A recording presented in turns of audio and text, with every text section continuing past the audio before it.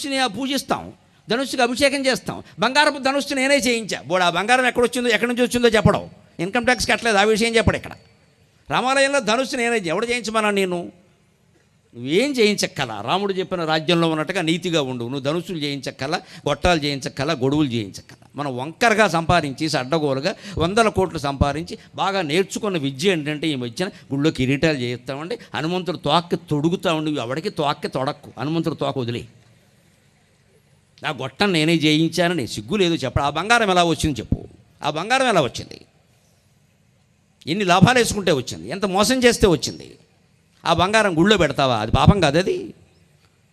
అందుకే దేవుడు చాలా గొప్పవాడండి. వెంకటేశ్వర స్వామి సహా అందరూ కిరీటాలు పెడితే పెట్టించుకుంటారు. పెట్టిన వాడిని మాత్రం చెంచలగూడలోనే పెడతాడు దేవుడు ఖచ్చితంగా.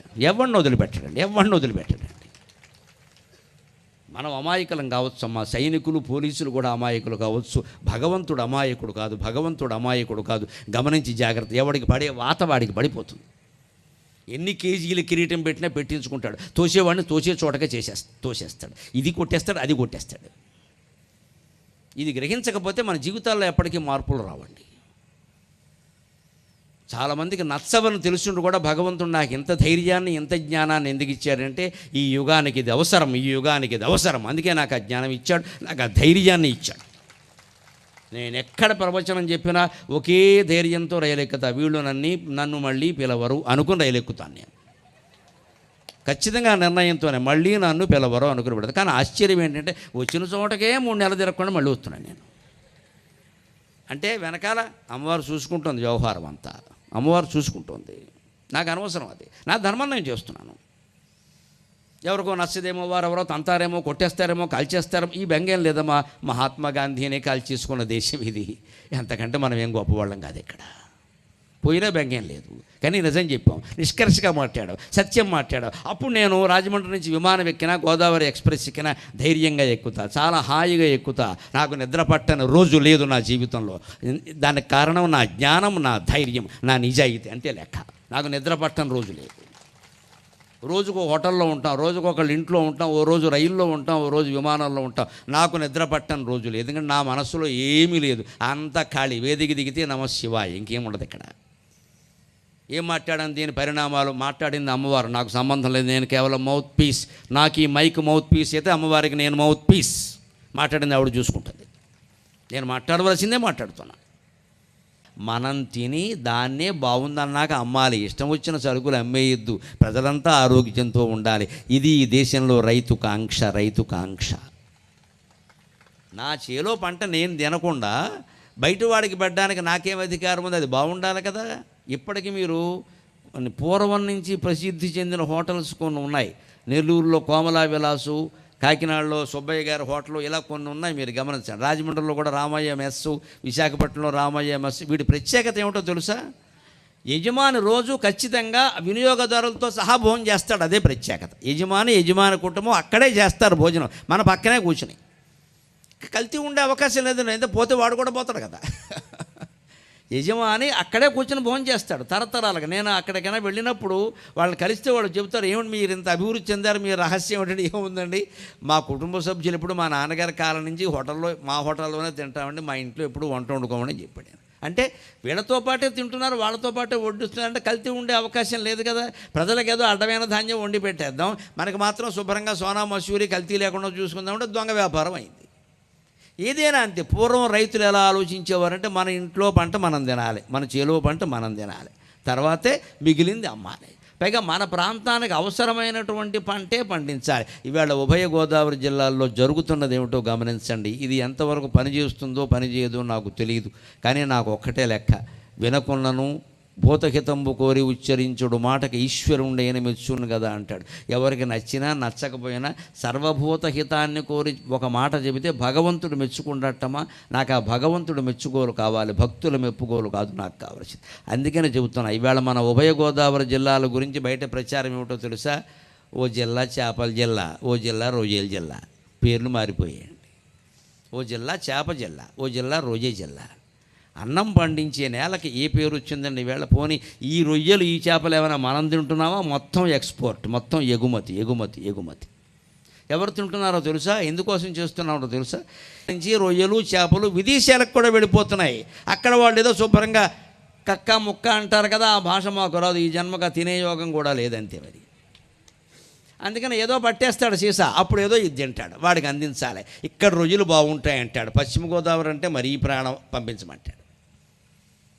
ఇక్కడ మనం శుభ్రమైన పంట భూమిని రకరకాల ధాన్యాలు, అక్కుళ్ళు, కృష్ణఘాటుకులు, రాజనాలు అనేవారు వెనక. ఇప్పుడు ఆ మాటలు కూడా పోయి 14-, 16-, 20-, 14- అని డాష్ అయింది ఇక్కడ మొత్తం.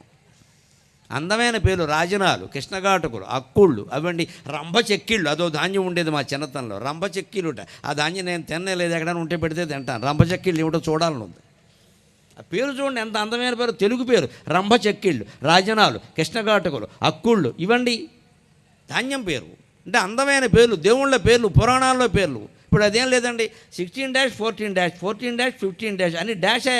వీడికి మొత్తం బిల్లు కూడా డాషే, వేసే యూరియా కూడా డాషే. అది డాష్, ఇది డాష్. ఇంట్లో వీడు భార్య డాష్ కొట్టుకోవడమే పని. ఇక్కడ భాషను బట్టే సంస్కృతి ఉండదు, సంస్కృతి బట్టే సంసారాలు ఉంటాయి, దాన్ని బట్టే మనశ్శాంతి ఉంటుంది.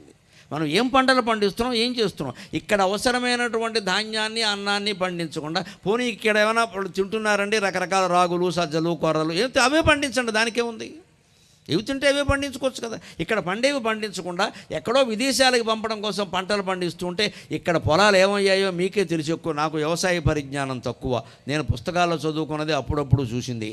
ఇంకా అందుకే నాకు ఆ వ్యవసాయం మీద గౌరవంతో, మా నాన్నగారు కూడా వేదం చదువుకుని వ్యవసాయం చేశారు కదా, నేను ప్రవచనాలు చెప్పినా వ్యవసాయం నుంచి పూర్తిగా విరమించుకోవద్దని తాడేపల్లిగూడెం దగ్గర బోడపారులో 150 ఏళ్ల క్రితం మా ముత్తాత గారు కొన్న 2 ఎకరాలు. ఎంత ఇబ్బంది అయినా నా పేరు అలా అట్టిపెట్టుకున్నాను. ఏం అమ్మలేదు, దాన్ని అమ్మే ప్రసక్తి లేదు. నా తరం అలా వెళ్ళిపోవలసిందే. 150 ఏళ్ల క్రితం ఎకరం 100 రూపాయలు చేసుకున్నారండి 1871లో మా ముత్తాత గారు.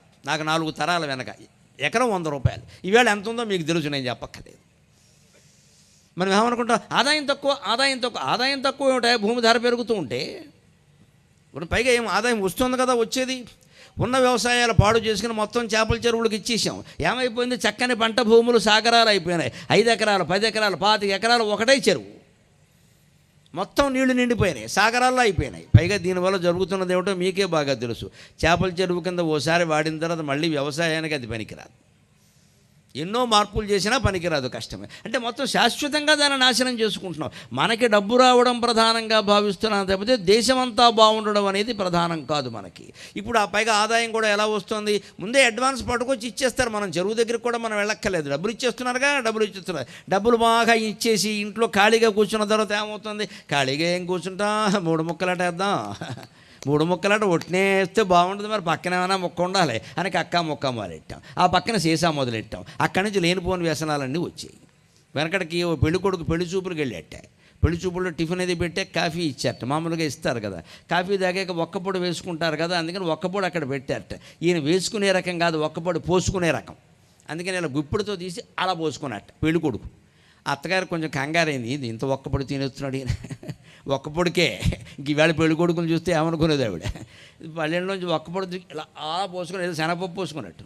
అక్కడికి అంటే బాగుంటుందని అప్పటికే అత్తగారు అందుట వచ్చిన వాళ్ళతోటి ఆ అబ్బాయికి కొంచెం ఒక్కపొడి ఎక్కువ అలవాటేమో అందుట. ఆ పక్కనే తల్లిదండ్రి పెడితే పర్వాలేదు, మేనమామ కొడుకు ఒకడు వచ్చాడు. అలాంటి వాళ్ళని ఎప్పుడు కూడా తీసుకెళ్ళకూడదు, ఎందుకంటే వాడి పిల్లని చేసుకుందాం అనుకుంటాడు వాడు. ఎప్పుడు పెళ్లి చూపుల్లో ఎప్పుడు కూడా పెళ్లి కూతురు చూపించాలి, కానీ పెళ్లి కూతురు చెల్లెల్ని పక్కన పెట్టకూడదమ్మా, ప్రమాదం. ఈ వచ్చిన సన్నాసి దాన్ని చేసుకుంటానంటాడు. ఈ అక్కగారు ఏమైపోవాలి? పెళ్లి కూతురు పక్కన ఎప్పుడు బంధువులు కానీ ఎవరైనా పెళ్లి కూతురు కంటే అందంగా ఉండేవాళ్ళని పెట్టకూడదు అసలు. ఏదో వంక చెప్పి బయటికి పంపించాలి. ఉంటే ఆ అమ్మాయి ఎవరో, అమ్మాయి కూడా ఆ ఫిగర్ ఎవరు, ఫిగర్ అంటాడు వీడు, ఫిగర్ అంటాడు, తర్వాత షుగర్ అవుతుంది వీడికి. అసలు దేనికోసం వచ్చావు? ఫలానా అమ్మాయిని పెళ్లి చేసుకుందాం వచ్చావు, నువ్వు చూసుకో, నీకు నచ్చితే చేసుకో, లేకపోతే వెళ్ళిపో. ఆ అమ్మాయి ఎవరు, ఈ అమ్మాయి ఎవరు, ఈ ఎంక్వైరీ ఏంటండి? నీకు నచ్చడం ఒకటే లెక్క. అందుకే చేయకూడదు. మేనమామ కొడుకు ఎవడో వచ్చాడండి, మేనమామ కూడా వస్తారు కదా, ఆయన ఏదో పిల్లనిద్దాం అనుకుంటే కుదరట్లా. అందుకని వాడు వెంటనే ఏమన్నా అబ్బాయి కొంచెం ఒక్కపొడి ఎక్కువ వేసుకుంటాడేమో అంటే పక్క నుంచి తండ్రిని చెప్పాలి, అస్తమానం వేసుకోండి, ఎప్పుడైనా సిగరెట్ కాల్చినప్పుడే వేసుకుంటాడు అన్నట్టు. అయిపోయి ఓహో అది ఒకటి ఉందన్నమాట. ఇప్పుడు అంటే కొంచెం సిగరెట్లు కూడా ఉన్నాయా అండి అంటే, అబ్బాయి లేదేమో, మావాడు ఎప్పుడు సిగరెట్ కాల్చి మామూలు కాల్చున్నాడు, ఇప్పుడు సీసా పుచ్చుకున్నప్పుడు కాలుస్తాడు, బాగుండదు కదా. ఇంకా లేనిది ఏమిటి మరి? ఒక్కపొడి వల్ల సిగరెట్ బయటపడింది, సిగరెట్ వల్ల మందు బయటపడి ఇంకెన్ని ఉన్నాయో. ఇలా ఒక వ్యసనం మరొక వ్యసనానికి పురికొల్పుతుందండి మనం జాగ్రత్త పడకపోతే. ఒక్కప్పుడు వేసుకోవాలి కానీ పోసుకోకూడదు, నెయ్యి వేసుకోవాలి కానీ పోసుకోకూడదు. ప్రతి కూరలో, పప్పులో, పులుసులో అన్నిట్లో నెయ్యి వేసుకోవచ్చు, ఓ చుక్క, ఒక గరిట్లో సగం, అంతేగాని గిన్నెత్తి పోసుకుంటే అలాగని అసలు మానేయడం కూడా తప్పేనమ్మా. ఇవాళ విద్యార్థులు చాలామంది పాలు, పెరుగు, వెన్న, నెయ్యి తినడంలా. అందుకే మొహమాటం లేకుండా చెబుతున్నా, పాలు, పెరుగు, వెన్న, నెయ్యి తింటేనే జ్ఞాపక శక్తి బాగుంటుంది. పూర్వం బ్రాహ్మణులు కొన్ని వేల పంక్తులు ఉండే వేదాలని 1000 ఏళ్ళు పుస్తకాలు లేకుండా ధారణ చేశారు అంటే మా మొత్తం జ్ఞాపక శక్తి రహస్యం పప్పు, నెయ్యి. జిందాబాద్. వచ్చినా దగ్గర కాబట్టి అందరూ దగ్గర ఉంటారు, హాయిగా ఓ చోట ఉంటాం. ఏదైనా ఇంట్లో శుభ సందర్భం వచ్చిందంటే ఓ 100 మంది చుట్టాలు వస్తారు. ఇప్పుడు ఎవరు శుభ సందర్భం పక్కనట్టండి, ఎవరైనా ఇక్కడ పోయినా సరే ఆ అమెరికా నుంచి, ఆస్ట్రేలియా నుంచి వచ్చేవరకు ఈ తండ్రి ఇక్కడ మంచు మొక్కల్లో పడి ఆడవలసిందే 3 రోజులు. ఎవడు రాడు, ఇక్కడ వాసన కొట్టుకుంటున్నాం. మా ఓడు రాలా, మా ఓడు రాలా, మా ఓడు రా. మీ ఓడి కంటే ముందే యమధర్మరాజు వచ్చాడు, మీ ఓడు ఎప్పుడు వస్తాడో తెలియదు. ఇక్కడికి ఎందుకు వచ్చిందండి ఇంత కర్మ? పిల్లల్ని అక్కడెక్కడో పెట్టుకుని మనం ఎక్కడెక్కడో ఉండి పోయినప్పుడు కూడా రాక. ఎందుకంటే వారు అక్కడే సెలవు లేదు. ఈ మధ్యన కొత్త టెక్నిక్ కూడా మొదలైంది. వీడియోలో చూపించండి, వీడు రాకపోగా మళ్ళీ వీడియోలో చూడటం ఏదో శుభ సందర్భంలాగా. దానక్రియలు వీడియోలో చూపిస్తారా? అంత గ్రహస్థితి మాడిపోయిందా మనకు? అంత అవసరమా?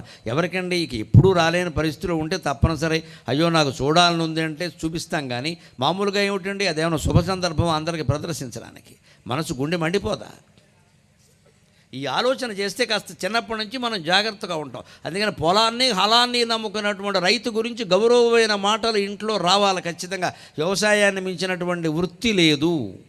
వ్యవసాయం ఉంటేనే వ్యాపారమైనా, సాఫ్ట్వేర్ అయినా, ఏదైనా ఉంటుంది. వ్యవసాయం అంటే భూమిలోంచి పండించడం. వరైనా సరే, గోధుమైనా సరే, మొక్కజొన్నలైనా సరే, రాగులు, సజ్జలు, కొర్రలు ఏవైనా సరే పండించడం. అవి పండిస్తేనే కదండి మీరు ఎవరైనా రవాణా చేసేది. రవాణా చేస్తే కదండి అక్కడ తినేది. తింటే కదండి ఆరోగ్యాలు బాగుండేది. అప్పుడు కదా మనకి డబ్బులు వచ్చేది. అంటే మొత్తం ప్రపంచంలో ఉండే అన్ని రకాల వృత్తులకి వ్యవసాయమే ప్రాణాధారం. వ్యవసాయం లేకపోతే మిగిలిన వృత్తులన్నీ పడుకుంటాయి. సాఫ్ట్వేర్ ఎంత గొప్ప వృత్తి అయినా సరే, రేపు ఆర్టిఫిషియల్ ఇంటెలిజెన్స్, కృత్రిమ మేధ వచ్చి ఎంత గొప్ప వృత్తి అయినా సరే, ఏమిటి దేని మీద ఆధారపడింది? సరుకు రవాణా, దాని నిలవ, దాని ఎక్కడ ఎంత దొరుకుతుంది, ఎక్కడ కల్తీ, ఎక్కడ మంచి సరుకు ఉంది, ఎక్కడ ఏముంది చెప్పడానికే కదా నీకు సాఫ్ట్వేర్. అసలు వస్తువుల ఉత్పత్తి లేకపోతే సాఫ్ట్వేర్ ఏం చేస్తుందండి? పని లేక. వస్తువుల ఉత్పత్తి ఉంటే సమాచారం, వస్తువే లేనప్పుడు సమాచారం ఎవరికి? ఫలానా కార్యక్రమం పెట్టాం, ఏదో ఫలానా నాయకుడు గారు వస్తున్నారు అంటే సమాచారం. ఆయన వస్తే, ఆయన రాకపోతే సభ ఏముంది? చేసేందుకే ఉంది. ఇక్కడ అసలు పంటే పండనప్పుడు నువ్వు ఏ ఉద్యోగం చేసినా ఒకటే. అన్నిటికీ మూలమైనటువంటి వ్యవసాయాన్ని మనం కాపాడుకునేటువంటి ప్రయత్నం చేద్దాం ఖచ్చితంగా. ఇంకొక మాట, నాయకులకు కూడా నా విజ్ఞప్తి, నాకు ఎప్పుడూ మొహమాటం లేకుండా మాట్లాడడమే అలవాటు. కాబట్టి మనం జరుగుతున్న భాగవతాన్ని గమనించండి. జాతికి మూల వృత్తి వ్యవసాయము, దానిని లక్ష్యపెట్టరు. జాతికి మూల వృత్తి వ్యవసాయము, దానిని లక్ష్యపెట్టరు. ఆ రైతునే బాధ పెట్టెదరు. రాయితులిత్తురు రంగుబూయగా చూతురు గాని జీవితపు జ్యోతిని చక్కగా వెల్గనీయరు. రాయితులిత్తురు రంగుబూయగా చూతురు గాని జీవితపు జ్యోతిని చక్కగా వెల్గనీయరు. ఆ సేతు హిమాచలము వరిసేను, అయినన్ కడుపెండిపోవుటే. ఎంత దౌర్భాగ్యం దాపురించిందో చూడండి. రైతుకి ఈ దేశంలో ఎవరైనా సరే వారు నిర్మాణం చేసిన వస్తువు నిర్ణయం వారు చేసుకోవచ్చండి. వారి వృత్తి ధర వారు నిర్ణయించుకోవచ్చండి. నేను ఈ రకంగా సత్కరిస్తేనే నేను ప్రవచనం చెబుతానని అనొచ్చమ్మా, నాకు అవకాశం ఉంది కదా, లేకుండా నాకు ఉంటుంది కదా. ఒక వస్తువు తయారు చేసిన వాడు ఎవడన్నా ఇది నేను ఎంతకు అమ్ముతా అనొచ్చు. కానీ దేశంలో దౌర్భాగ్యం ఏమిటంటే రైతుకి నాకు బస్తా రేటు ఇది అని ఆయన నిర్ణయించడానికి వీలేదండి. 3 దేవతలు నిర్ణయిస్తారండి ఆ ధరని. రైతుకి గిట్టుబాటు ధర కల్పించినంత వరకు ఆయన ధాన్యాన్ని ఆయనకి అవసరమైన ధరకు ఆయన అమ్ముకునే హక్కు రైతుకు కలగనంత వరకు ఎన్ని రకాల రాయితీలు ఇచ్చినా ఒకటే, ఏ పథకాలు పెట్టినా ఒకటే, అన్నీ నిర్వీర్యం అయిపోతాయి, అనుమానం ఇలా. అందుకే రాయితీలు ఇస్తారు, రంగుబూయిగా చూస్తారు, కానీ జీవితాన్ని చక్కగా వెలగనివ్వట్ల. ఇవాళ అనేక రకాల సంక్షేమ పథకాల పట్ల కూడా అనంతకోటి ప్రజా సముదాయం ఉంది. కాబట్టి నేను మొహమాట పడకుండా చెబుతున్నా, ఉచిత పథకాలకి స్వస్తి చెప్పినప్పుడే మన జీవితాలు బాగుంటాయి. చాలా సంతోషం. నా మాటకి ప్రజామోదం లభించింది. జనతామోదం అంటే జనార్దనుడు ఆమోదించినట్టే. మీకు అందరికీ నమస్కారం. ఎవరైనా మన ఓట్లు అడిగి నీకు ఉచిత పథకం అంటే నీ ఉచితం నాకు అక్కర్లేదు, నువ్వు అవినీతి లేకుండా బతకమని చెప్పండి ఆ వచ్చిన వాడిని చాలు. నీ ఉచితం నాకు అక్కల, నువ్వు నీతిగా బతుకు, అసలు నువ్వు రాజకీయాల్లోకి ఎందుకు వచ్చావు చెప్పు, సంపాదించుకుంటే పో వెనక్కి పో అని చెప్పండి. సేవ చేయడానికి వచ్చానంటే ఇదివరకు ఏం చేసామని అడగండి. ఒకళ్ళే సేవ చేస్తారు, అది కూడా ప్రతి నియోజకవర్గంలో ఒక్కరే సేవ చేస్తారు, ఇంకెవరిని చేయనివ్వరండి. వారి తర్వాత వారి అబ్బాయి చేస్తారు, వారి అబ్బాయి తర్వాత వారి మనవడు చేస్తారు. మనం ఇక్కడ బానిసల్లా పడు ఉండాలి. ఇక్కడ మొత్తం వారసత్వం 2 రాష్ట్రాల్లో వ్యాపించేసింది మొత్తం. పైగా అందులో కూడా పక్షపాతం అండి. కొడుకు లేకపోతేనే కూతురండి, లేకపోతే ఆడాలను కూడా పైకి రానివ్వరండి. కొడుకు లేకపోతేనే కూతురు. మనం పులిహోర ఎంత పెట్టాం, పిల్లలు వచ్చారు, వేలు ముద్దర్లా కాలి ముద్ర, ఈ రిపోర్ట్లు పంపేసరికి హెడ్ మాస్టర్ పైన అసలు మాస్టర్ల పైన అయిపోయింది, చదువు చెప్పేది లేదు అక్కడ. ఇంకా ఇవన్నీ ఎక్కువయ్యాయి, చదువు లేకుండా పోయింది. అంతే బాబు ఇవేమీ వద్దు, చదువు చెప్పండి చాలు, అప్పుడు శుభ్రంగా నడుస్తుంది వ్యవస్థ. అప్పుడు మన కుటుంబాలతోనే మనం హాయిగా ఉంటాం. అలా ఉండాలి అంటే పిల్లలకి చిన్నప్పటి నుంచి చదువు సంస్కారం ముఖ్యం. నువ్వు డబ్బు సంపాదించడం కంటే తల్లిదండ్రులని బాగా చూసుకున్నావా, పెళ్లి చేసుకున్నటువంటి భార్యని ప్రేమగా చూసుకుంటున్నావా, నీకు కలిగిన పిల్లలకి నువ్వు బాధ్యత వహిస్తున్నావా, ఈ సంస్కారం చదువు ద్వారా వస్తుందా లేదా అనేది మనం గమనించాలి కదా ఖచ్చితంగా. ఆ మాటలే మనం అడుగుతూ ఉంటే మార్కుల కంటే ఇది ముఖ్యం రా అబ్బాయి, మానవత్వం ముఖ్యం అని మనం అడగగలిగితే విద్యా వ్యవస్థ మొత్తం బాగుంటుందండి. అంతా మన జ్ఞానం మీద ఆధారపడింది, మనమా అజ్ఞానంలో ఉన్నాం. మొత్తానికి శాపం కదా. నేను కవిని కాబట్టి పద్యం వెళ్ళగలిగానమ్మా, అంతకంటే నేనేం చేయను. కానీ నాకు భగవంతుడిచ్చిన మరో ఆయుధం, నా కావ్యాల్లో సాగర ఘోష ఎంత ప్రసిద్ధమైందో, నా అవధానాల్లో సహస్రావధానం ఎంత ప్రసిద్ధమైందో, నా ప్రవచనాల్లో సామాజిక వ్యాఖ్య అంత ప్రసిద్ధమైంది. ఇవాళ నన్ను చెప్పమని అడుగుతున్నారు అంటే మీరు జీవితాన్ని జోడించి చెబుతారు కాబట్టి మీ ప్రవచనాలంటే మాకు ఇష్టమండి అన్నారు. చాలామంది ఇవాళ యువతరం సహా మాట్లాడుతున్న మాట ఏమిటంటే మా బతుకుని నిలబెట్టారు, మేము మనశ్శాంతిగా ఉన్నాం, ఆనందంగా ఉన్నాం, ఇది నాకు కావలసిందమ్మా. మొన్న గన్నవరం విమానాశ్రయంలో కాసేపు అక్కడ కూర్చుంటే యువ దంపతులు వచ్చారండి, నాకు కళ్ళనీళ్ళు వచ్చాయి నిజంగా. వాళ్ళు అన్నారు మాకు పెళ్ళి 3 ఏళ్ళు అయిందండి, కానీ ఏడాదికే విడిపోయామండి, యువ అహంకారాలు వచ్చాయండి. ఈ ఏడాదిలో 6 నెలలు ఇంటి దగ్గర ఉన్నప్పుడు మీ ప్రవచనాలు విన్నామండి, మళ్ళీ కలిసి ఆనందంగా ఉన్నామండి అన్నారు. ఇంతకంటే ఒక ప్రవచనకర్తకు కావాల్సింది వేరే ఏదన్నా ఉంటుందా? కలకాలం ఇలా ఉండండి తల్లి, నాకు మనవణ్ణి కూడా చూపించండి అన్న, అది ఇంకా కలిపిస్తుంది కాబట్టి మనుషులు. మీరిద్దరు ఇలా విడిగా ఉంటే అలాగే నాకు మనవణ్ణి కూడా చూపించండి అమ్మ అన్న. పరవశించిపోయిందా ఇల్లాలు, చిన్నపిల్ల స్పష్టంగా చెప్పింది ఆ అమ్మాయి. 3 ఏళ్ల క్రితం పెళ్ళి అయిందండి, ఓ ఏడాది బాగానే ఉన్నాం, ఏవో అహంకారాలు వచ్చేయండి, నేను చెప్పుకుంటున్నాను, నా తప్పు ఆయన తప్పు అన్నీ ఉన్నాయండి, ఆయనది కాదు నాది కూడా ఉందండి, కానీ మీ మాటలు విని మేము మేల్కొన్నాం, మేము తెలుసుకున్నామండి, మళ్ళీ కలిసామండి, 6 నెలల బట్టి సుఖంగా ఉన్నామండి, మమ్మల్ని ఆశీర్వదించండి అంటే నా కొడుకుని కోడల్ని ఎంత ప్రేమతో ఆశీర్వదించానో అంత ప్రేమగానే ఆశీర్వదించానమ్మ వాళ్ళని. మీరు బాగుండాలి.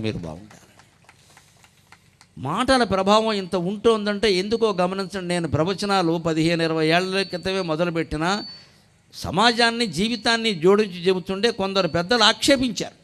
అనేక విషయాలు చెబుతారండి, అసలు చెప్పరండి, ఎక్కడెక్కడికి వెళ్ళామమ్మా, నేను జీవితాన్ని దాటి ఎక్కడికి వెళ్ళాలా, ఇవాళ జై జవాన్ జై కిసాన్, నేను జవాన్ని కిసాన్ని విడిచిపెట్టి ఆకాశంలో ఏం విహరించట్లేదు. నేను మన జీవితం లేకుండా జవాన్ ఉంటాడా, కిసాన్ ఉంటాడా? జీవితం లేకుండా దేవుడు ఏమిటండి? జీవుడు లేకుండా దేవుడు ఉంటాడా? జీవుడే దేవుడు. జీవో దేవ సనాతన, శంకరాచార్య చెప్పిన మాట నేనేమిటి చెప్పేది ఇక్కడ. దేహో దేవాలయ ప్రోక్త జీవో దేవ సనాతన చదేద్ అజ్ఞాన నిర్మాల్యం సోహం భావేన పూజయేత్. ఏ జీవుడు మీతో మాట్లాడుతున్నాడో, ఏ జీవుడు మీలో ఉండి నా మాటలు వినేలా చేస్తున్నాడో ఆ జీవుడే దేవుడు. ఎందుకు మనం గ్రహించలేకపోతున్నాం? ఆ జీవుడికి పేరెట్టాం, ఆ జీవుడికో రూపం ఉంది, ఆ జీవుడికో కులం పెట్టాం, ఆ జీవుడికో పేరెట్టాం, ఆ జీవుడు పొడుగన్నాం, పొట్టన్నాం, అదన్నాం, ఈ దరిద్రాలన్నీ తీసేస్తే ఆ జీవుడే దేవుడు. దాన్నే ఏమన్నాడు శంకరాచార్య, మరి జీవుడు దేవుడైతే జీవుడు ఆ విషయం ఎందుకు గ్రహించలేకపోతున్నా అంటే శంకరాచార్య స్వామి చక్కని ఉదాహరణ చెప్పారు, తేలిగ్గా అర్థమైపోతుంది. చదివేది అజ్ఞాన నిర్మాల్యం. మీరు శివాలయానికి వెళ్ళండి, పొద్దున్న 9 వెళ్ళారనుకోండి, అప్పటికే అభిషేకం చేస్తారు, పూజ చేస్తారు, నిర్మాల్యం అంటారు, ఆకులు అవన్నీ పెడతారు కదా. కానీ ఆ నిర్మాల్యం అక్కడ ఉన్నంతకాలం మీకు శివలింగం స్పష్టంగా కనపడదు. పైన ఆకులు పువ్వులు ఉంటే ఎలా కనపడుతుందండి? అదే ఇంకా కొంచెం ముందే అభిషేకం కూడా కాకముందే మీరు వెళ్ళారనుకోండి, అభిషేకం అయి ఇంకా పువ్వులు అవి పెట్టకముందు స్పష్టంగా నీళ్ళన్నీ జారిపోయి శివలింగం స్పష్టంగా కనపడుతుంది. అంటే నిన్న పూజ చేసిన పూజా ద్రవ్యాల పైన ఉంటే శివలింగం స్పష్టంగా కనపడదు, అంతే కదా. నీలో జీవుణ్ణి కూడా దేవుడని నువ్వు గుర్తించాలంటే నిన్నటి జ్ఞాపకాలన్నీ వదిలిపోవాలి. అప్పుడు వర్తమానం మీద దృష్టి పెడతావు, నువ్వే శివుడవుతావు. మనం శివుడని మనం ఎందుకు గ్రహించలేకపోతున్నామంటే నిన్నటి జ్ఞాపకం, మొన్నటి జ్ఞాపకం, 10 ఏళ్ల క్రితం జరిగిన సన్మానం, 20 ఏళ్ల క్రితం జరిగిన అవమానం అన్నీ గుర్తు చేసుకుంటూ కూర్చున్నాం ఇక్కడ పని లేకుండా. అందుకే మనం శివుడని తెలుసుకోలేక జీవుడిలా ఉన్నాం. మనం ఎక్కడిదక్కడే వదిలేసి ఎప్పటిదప్పని పొందాలి అంటే మనం పెడుతున్న కష్టాలు, పొందుతున్న కష్టాలు రెండూ తెలుసుకోవలసిందే. మనం కేవలం కష్టాలు పడుతున్నాం అన్నది, కష్టాలు పెడుతున్నాం కూడా. మనము మోసపోతున్నాం, ఎదుటి వాళ్ళని మోసం చేస్తున్నామండి. విచిత్రంగా తాను మోసపోతూనే ఉంటాడు, మళ్ళీ మోసం చేస్తూనే ఉంటాడు. మన జీవితం ఎలా ఉంటుందంటే విచిత్రం. శంకరాచార్య స్వామి ఒక ఉదాహరణలో చూస్తారు. పాము కప్పను పట్టుకుందిట. కప్ప పాము నోట్లో ఉందిట. ఇంత బాదురు కప్ప అంటే లావుగా ఉంది. కప్ప పాము నోట్లో ఉందండి. పాము ఇలా పట్టుకుంది, కొంచెం మింగలేకపోతుంది, ఎందుకంటే లావుగా ఉంది కదా. అని ప్రయత్నిస్తుంది.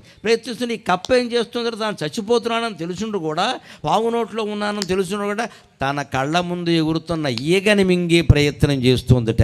ఈ కప్ప ఎంత అజ్ఞానంలో ఉంది. తను పాము నోట్లో ఉందా, కాసేపట్లో గుటకాయ స్వాహ అయిపోతుందా. అయినా సరే ఈ కాసేపట్లో ఆ పక్కన ఈగని మింగేసి, ఈ ఈగని మింగి ఏం చేస్తుందండి, ఇది ఏమనుభూతి పొందుతుంది. జీవితమే పోతుంటే మనం అలాగే ఉంటాం. మనం ఓ పక్క మోసపోతూనే ఉన్నాం.